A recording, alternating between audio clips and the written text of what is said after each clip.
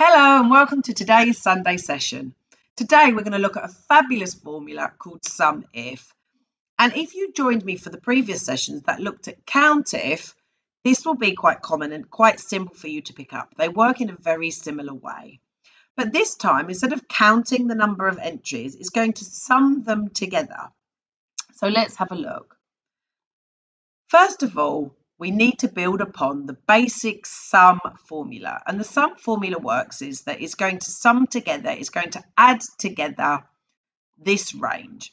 And so this sum formula is just summing together all of the rows in column B, and it's telling me that they add up to 519. That's great. Now we're going to have a look at, can you sum up the months if the individual has worked for more than 20 months. So SUMIF, here's the range, and they must have done more than 20 months service. And it's correctly told me that the sum of all the months for the people that have worked more than 20 months is 433.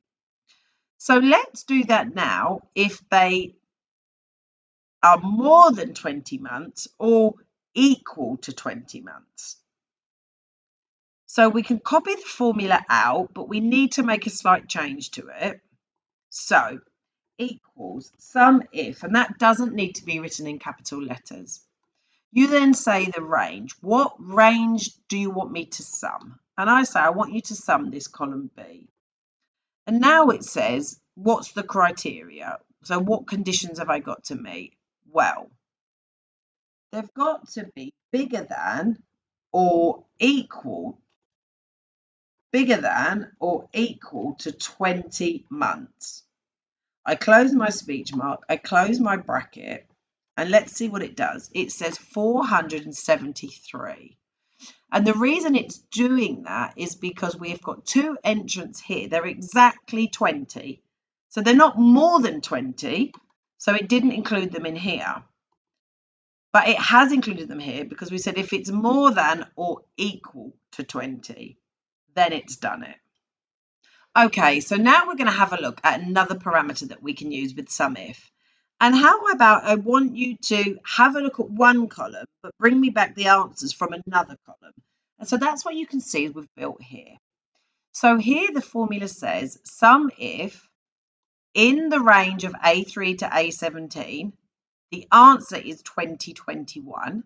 So it's looking for the range of years that's 2021. However, I want you to add up the range, the range in column B instead. Because I don't want you to add up all of the 2021s together. That's meaningless, doesn't mean anything. So what I want you to give me is how many months in service those people have done. So that is how you write the formula. Okay, so what we're going to do now is expand on that, and we're going to get it to sum if these years say 2021, but however, I don't want it to sum all the years together because adding 2021 plus 2021 plus 2021 is irrelevant. What I want it to do is look over in this column and add the months in service together. So this is how we do it. Sum if this range contains this word, but actually I want you to sum up this range. Now, we've got 2021 written in brackets, but just like the count functions, you don't have to have it written in brackets.